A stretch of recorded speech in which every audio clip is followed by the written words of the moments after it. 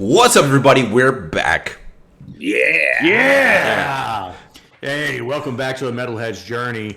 Man, we're almost to the end here. We're coming up on the number 5 record here on the top 50 metal albums of all time list.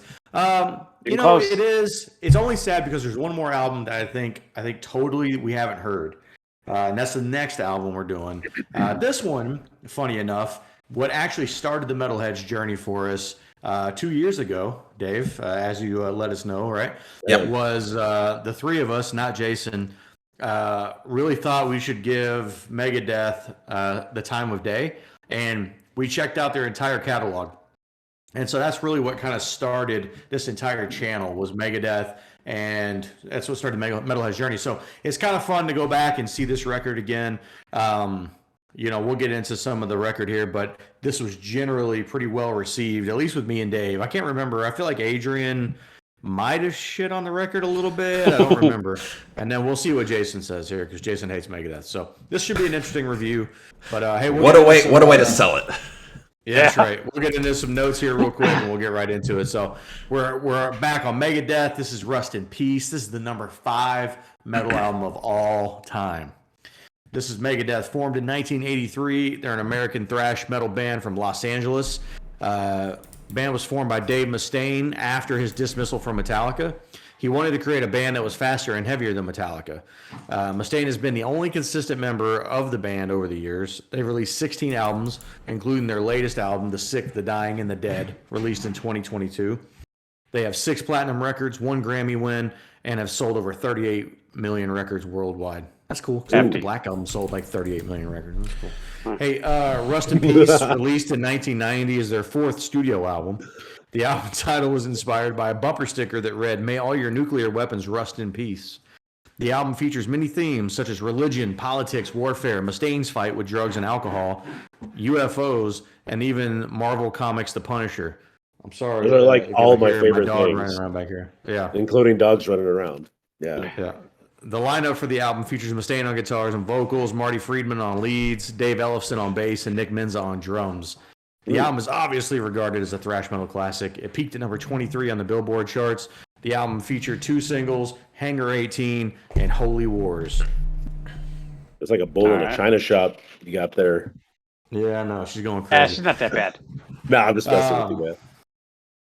So what did you guys think? So the three of us, outside of Jason, obviously, we got a chance to hear this record, and look, I'll put mine out there second as soon as my dog quits freaking out. But what did you guys think about the record revisiting? I am curious, or do we want to do Jason last? Let's do Jason last. Okay. Go ahead, Dave. Okay. Look, I was looking forward to getting back to this one. I thoroughly enjoyed it the first time, and dare I say, I enjoyed it even slightly more this time. I think this record pretty much encapsulates everything that I love about Megadeth. There's a little bit of goofiness in some of the songs that I'm sure the gentleman below me will make mention of thoroughly. But I like it. I like that Dave has fun. Mustaine, not me. That Dave has fun when he's writing these songs. The guitar work in this album by both Marty Friedman and Dave Mustaine is exceptional. Overall, thoroughly enjoyed myself listening to it. Yeah, I'll hop in real quick. So, for me, I had heard before we started like the original Metalhead's Journey down all of the Megadeth records. I had heard really 2 Megadeth records start to finish before we ever started, which was "Killing Is My Business" and Countdown, and "Countdown to Extinction." Yep. And so, Countdown's a good album. "Killing Is My Business" is, it's midder than fucking mid, right? But I didn't know what to expect with some of the other records that we came up. And this was really the first Megadeth record that I've ever listened to that fucking blew me away. Blew you away. Never mind, sorry. Yeah. That blew me away. But I was listening to it thinking like, holy shit. Like, this is the whole reason why we're doing this journey, is because I would have been this fucking idiot, closeted Metallica fan, never given this the time of day. And like I gave this record a fucking primo score back in the day, and it's gonna get another good score today. Like this album was better on the re-listen. It was super fun getting to revisit the songs.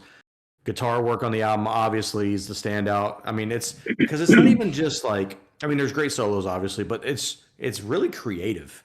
Like there are a lot of riffs in here, and Dave, you mentioned some goofy stuff. I don't know, man. I felt like a lot of that stuff came across as just being really fresh and kind of creative for me. So I mean, I think Dave Mustaine, the guitar player, not the vocalist, and Marty Friedman are the standouts for me on this record. So yeah, I gotta disagree with you, Josh. Killing Is My Business is like their best record. But anyway, It's the best record they only made for $4,000. It's the best for 8, but they used 4 of it on Cocaine and Hamburger. It's their best first record. Yeah. Anyway, I was looking forward to coming back to this. There were a few albums that after we listened to all 15, we got back to, or I went back to, and I was like, oh man, I actually like this way more coming back to it. Countdown being one of them, Euthanasia being another. But for whatever reason, I just never felt like coming back to this one. So I was looking forward to it, and honestly, I don't really feel any different. This album is just something that doesn't click for me. It just doesn't. So coming back to it, it's like having the radio on. It's not that I'm not listening to anything offensive, but this is just kind of a whatever album for me. How'd you feel about the musicianship on the record? I mean, it's fucking masterclass, obviously. So the musicianship was great, but it sucks. Yeah, I just find it boring. That's right. And that makes a lot of sense. Yep. Yeah. All right, so Jason, yes. You are the lone person coming in here that has not reviewed this record and listened to this record already. You are a known Megadeth hater. Yeah. Look, I don't hate Megadeth. And look, this is not one of those things where I hated on Megadeth because of Dave Mustaine and used to be in Metallica and all this stuff. Because honestly, like I never even knew that shit. I don't pay attention to the ins and outs of music in that regard. So I didn't know until like much later. Yeah, I just don't. It doesn't excite me in any ways. So my biggest thing with Megadeth is just Dave Mustaine's voice, and I actually own one record only, and that's Countdown. What song which I made like. you buy it? Shit. It had to be Symphony of Destruction. Probably, yeah. Because it's not Sweating Bullets. I like Sweating Bullets though. But how are you shitting on Dave Mustaine's vocals and you tell me you like Sweating Bullets? That is like peak Dave Mustaine vocal. I know. Anyway, so it fits there though, I guess. Yeah, so when I came across this album, because we have to listen to it, I was actually intrigued. Josh and Dave both said this was a great album. Adrian, not so much. So I was like, okay, well, I was never really interested in earlier Megadeth. This is the album right before Countdown. So I'm like, hey, there's got to be some bangers on here. And it was entertaining. There are some bangers on here. So I don't hate this album. That's a glowing review. Yeah. From Jason. I don't hate it either, Jason. So and to Adrian's point, the musicianship is absolutely fine. There's not a absolutely fine. Absolutely fine. We got to put that on a T-shirt, some variation of that. Absolutely fine. Well, Jason, take us into your entertainment value for the record there, since you said some of it was more entertaining. The issue with the album is that there are some songs on here that I cannot listen to. If I had to listen to this going forward, because I made a promise, I did not exactly live up to it. I tried to listen to this album at least 10 times for this week. Oh shit! I think I only listened to it 8 times. Close enough. But if I had to listen to it in the future, I'm definitely going to skip a few of these songs. Yeah. and I'm not even a hesitation to skip some of these songs. I mean, Dawn But Patrol's. I mean, can we all agree on Dawn Patrol here? Like, why are we faking that? that's pretty Like, terrible. look, I don't disagree with you, Jason. I think there are skippable tracks on this record, But but I think the strength of this record, like, is the other songs that are just like most of those songs are world class. Like Yeah, these when would we all get be to- on the Megadeth fucking greatest hits. yeah, when we get to our countdown or top 3 or whatever, I think we're all Countdown going to to have. Extinction. I think we're all going to have similar. I assume we're going to have similar picks. We'll see. Dave, give me the counterpoint on entertainment value here. I think this is a 40-minute breeze to listen to in terms of entertainment value. I think if you're a guitar player and you don't like this album, then you need to question everything about yourself. I was a purposeful jab at Adrian. I was just joking, but gaslighting doesn't work on me. But no, I joke, but no. In all seriousness, I think this is absolutely a thrash metal classic. It's very easy to listen to. I think obviously the first 2 tracks are kind of what draw you in, but honestly, I stay for the rest of the album, and I forget how good the rest of the album is because the first 2 tracks are so memorable that, like, Take No Prisoners, Lucretia, Tornado of Souls, like all those songs, the rest of them. I mean, I'm just throwing out some highlights, but like this album is so easy to listen to. Like I finish it and I instantly put it back at the beginning. I love it. I was thoroughly entertained, more so than even the first go round.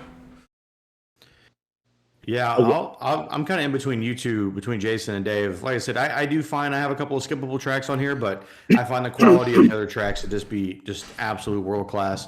Even if you do listen to the whole album, 40 minutes, like easy to get through. Every song has something interesting in it, so. Every song has its own identity. Look, it's not the most entertaining Megadeth record because obviously that belongs to Super Collider. But this record is good. You just lost some credibility. I love Super Collider, man. Like, I 100% agree with that statement, Josh. But that I don't know why we do this to ourselves. This is a very long 40 minutes for me. It just is. But all right, we'll hit your top tracks. So my top track is going to be a little unconventional, but we'll see how this goes. Right. Number 3 is going to be Holy Wars, The Punishment Due. I just think it's a perfect way to start an album. I think the song just showcases the entire band's ability. And hey, it showcases Dave Mustaine's writing ability too. I think his vocals on this song kick ass. I don't know the only person who has a shit on his vocals is David so far and me. I don't have a problem with Dave Mustaine's vocals, and I think this album is kind of probably his best work Did I shit on his vocals? There was an implication earlier. I just pointed out that Jason doesn't like his vocals, and that Sweating Bullets is absolute like peak Dave Mustaine vocals. Okay, well, okay, that's not a bad thing. No. Okay, that's fair. I do feel like that's. I mean, just today I see a fucking meme. What band can you not stand that everyone loves that you can't stand it? And Megadeth with so many choices because of Dave Mustaine's vocals. Like, I think his vocals kick ass. I think his vocals are very divisive. Unique. They're divisive. They're extremely unique. I like his vocals. But I thought it was something that drew me into Countdown to Extinction. Like I thought there were moments where that was like it was so unique that it drew me into it. Now there's other moments on other albums where it's not good, but I mean, there's definitely a lot of highlights. Yeah, I don't think anyone would. I'm sure I'll get people in the comments, but I don't think anyone would call Dave Mustaine an accomplished vocalist from a purely technical standpoint. But he has a very unique vocal style, which can be divisive if you're not into it. So that's all I'll say on that. I like it, though. He does say that he is a lead vocalist, not a lead singer. Anyway, I think this is a perfect example of, hey, I think that his vocals suck. Well, how about try this version of Dave Mustaine? I didn't really talk about musicianship a whole lot because I didn't know that's what we were doing there. My bad. But I think the standout's obviously the guitars, but I think every single aspect comes out. for the most part. It gets to just show them shine, especially in Holy Wars. Number 2 is going to be Hangar 18. I just think this is probably their best song, which is why it's also my number 1. It should be called Banger 18. So you only have 2 tracks. That's right, because it's the only 2 tracks worth the shit on this pile of shit album. I just want to recap, and I'm just throwing this out there. You have said that this album is Dave Mustaine's peak vocal. You have mentioned that the musicianship is also a masterpiece. I'm just trying to figure out what you don't like about it. But master class. Okay. I mean, we can talk more about it when we do Dream Theater. Okay. Yeah. Jason, hit us with your top tracks. All right, I'm actually pretty close to Adrian. Number 3, Holy Wars, great first track, solid start to finish. My number 2, Hangar 18, again, very strong song, very good. Yeah, that's not surprising. Very good. But I think number 1, and it's not even close, by a wide margin, is Tornado of Souls. That song is just so boring. So love it. I'll go next. Look, I think our top tracks are not gonna. I don't think there's gonna be any curveballs. I don't suspect. My honorable mention is "Take No Prisoners." I think that's a super underrated song. Oh shit. But my number 3 is Hangar 18, and I would say Hangar 18 is like. It's very far between the top 2 for me. Like, there's a pretty wide gap. My number 2 and almost number 1 is Tornado of Souls. I think that song is absolutely like that Marty Friedman solo in that song is redonkulous. But the whole song is fantastic. Just from start to finish. And number 1, no surprise, I think it's probably the best Megadeth song they've ever written and will ever write, and it's Holy Wars. I get that's a low-hanging fruit. That's a super popular song. But it's a staple. Like, it's played live. It ends every single Megadeth show for a reason. So, it's Holy Wars. Is not my number 1. All right. I got honorable mention as Take No Prisoners. My number 3, here's your curveball, ladies and gentlemen, is Lucretia. Great song, great riff. Number 2 for me, Holy Wars, Punishment Due. As everybody else stated, very good song. And number 1, obvious choice, best song on the record by a country mile, Tornado of Souls. Fantastic. Tornado of Souls. Yeah, let me address one thing. Did you say Snornado? Dude, oh my god. There's going to be some punishment due in these comments. Oh my god. Well, good. I'll add on to it, dude, because Hanger is so fucking mid. That song is just, it's so average that it hurts.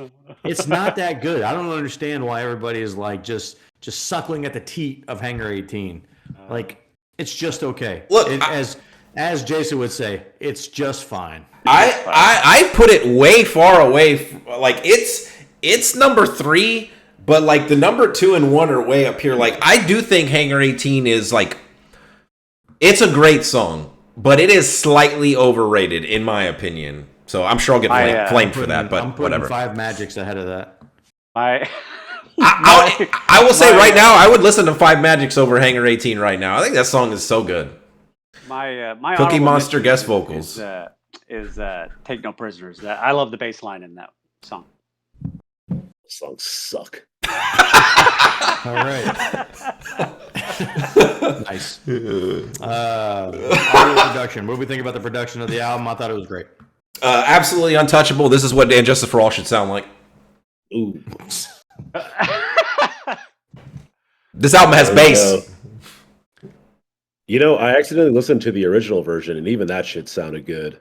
Like, they just did it right.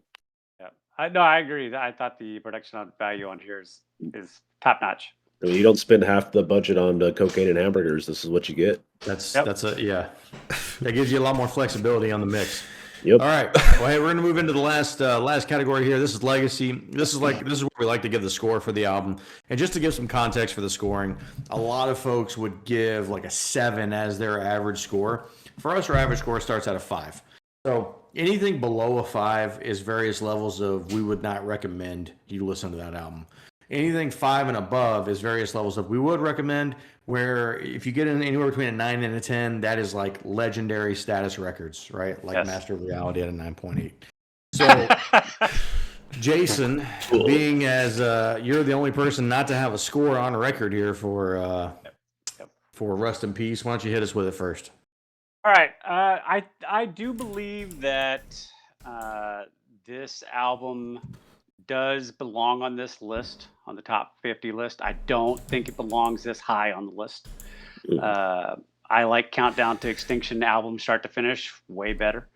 Start to finish? Yep. Yeah. I do say... Bro, there is some... never mind. As far as overall. But anyway, it's not on this countdown for a reason. Countdown. Anyway, I would have to say that the issue with this album is that the lows, for me, outweigh the highs. Whoa. Yeah, so my score is going to be a 6.4. Oof. That's better than Adrian's score, I predict. What did Jason give Peace Cells? I don't think he liked that one very much. 5.9. So this is criminally underrated. That's hey, look, if great it wasn't album. for Five Magics and Dawn Patrol, it probably would have got closer to a 7. Hey, go ahead. Okay, go ahead. Yeah. So I'm gonna stress this again. I think the first 2 tracks are their best work as a band, as Dave Mustaine as a songwriter. I think it's his best shit. It's So, I mean, definitely I better can't- than Trust. No, well, yes, sure, yeah, it is. You're right. I just like Trust more. That's the only thing. So yeah, I mean, I think these are very, very strong showings. It's legendary for a reason, right? Does it belong on this album, on this list? Probably, I guess. I wish this was fucking God damn it, it's escaping me. Their first album. Help me out here. Killing Killing is my It's business. I wish it was that album, but it wouldn't belong that high either. So anyway, my score stays the same from when we listened to it last. It's a 6. 6 flat, huh? I'll go next. Look, I love this record. I made no secret about that. That has not changed in 2 years since like jamming it consistently. This was like riding a bike. I loved it, and I'm even gonna bump my score just a little bit from where I had it. I originally had it at a 9 point. Let me make sure I get this right. I had it at a 9.2. I'm bumping it up 0.1. Just, nothing crazy. I'm giving it a 9.3. I think this is absolutely a legendary record. It belongs on the list. And as of right now, I think it belongs exactly where it is. Just based on... Actually, I could see it moving maybe one other spot. But overall, I think it's right in line with where it belongs at number 5. I think it's one of the best metal albums ever released. Yeah, I remember, when we started the thing... the Metalhead's Journey, right? I knew I was not going to hear a Megadeth record that was just going to blow my mind. I knew it. And then I heard Rust in Peace, and I was just like, I can't, you just can't fight something that's that good. Look, I think this album's a classic. It hurt me to say it back then, but I embrace it now, 2 years later. I'm going to stay with a 9. I think I properly rated this record when I heard it the first time. I'm going to stay with a 9, and it's a classic. It's not better than Blizzard of Oz, though, so I can't go 9.1. All right, so It's definitely not better than Blizzard of Oz. it is, but then we digress. So it's we're looking at a 7.68. Yeah, if you're upset about that score, ladies and gentlemen, so am I. So it is what it is. But 7.68 for us is a what is that? That is an A tier record. So What's our average score again, just for all the records? For every record that we've ever done, if this is accurate, yes, this is accurate. 6.5. Wow. So this is way above our average score for sure. Yeah. Now look, that's You drugged listen down. to a lot of shit. That's drugged down by. We won't get into it, but some stinkers that were probably Not by Venom. that are probably Not by beloved. Venom. They're probably beloved, so I won't name them. So, but I yeah, gave that shit a 7. yeah. So 7.68, A tier record, very good. So there's 4 of us. I feel like I say this all the time in replies. There's 4 of us. We all like different stuff. It's very hard for things to have an average score that's high. So that just is the nature of things. Not everything is going to be for all kings. I know. Yeah. No, they can't all be classics, modern metal classics like that record. Well, speaking of, well, maybe not modern, but metal classics, we got the number 4 album coming up next. That's going to be our last soiree into Iron Maiden. This is Number of the Beast. Oh, God. This is the last one I'm not familiar with. Hey, man, look. Once again, I am going in supercharged, hoping that this is Painkiller. Jason, I'll give you a peek behind the curtain. I've listened to this album 5 times already. It's fantastic. But hey, stay tuned to get these other guys' comments on it next time. Hey, hope you guys liked the video. If you did, hit the like, hit the subscribe, and we're putting out all kinds of cool content, man. We got metal reactions, metal reviews, metal time machines, and maybe even a bracket coming up soon. Who knows? Maybe. But hey, in the meantime, live long and prosper. Take it easy, everybody. See ya. Later.